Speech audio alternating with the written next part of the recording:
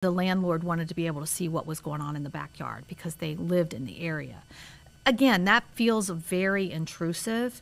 And maybe you're okay with that and don't have anything to hide. But if in this case they had dogs that they were trying to keep up, they didn't want to put them on a leash line and that be restrictive for them. They wanted to fence off. They were willing to pay for a fence to be put in, but that would block the landlord's view of it, and that would be a difference then in that lease. I could see it from the landlord too, though, that you don't know who's going to put the fence in. Sure. So you don't know if it's on the property line, if it's over, and then they leave, and you're stuck with removal of this fence. Sure. So that could cost money. There's always pros and cons to both sides of it. Right. But I think as far as if the landlord was coming to me and asking, well, what's the best lease for me to put? First of all, they need to talk to an attorney. Yeah. I can't give them legal advice, but I can say this is typical of what we see, and obviously you have to understand.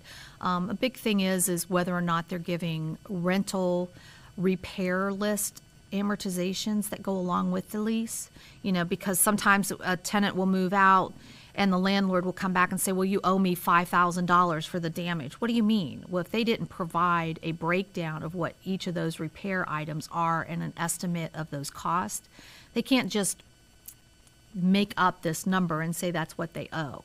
So if you end up going through court with any of these things, these are the documents that the court's going to ask for.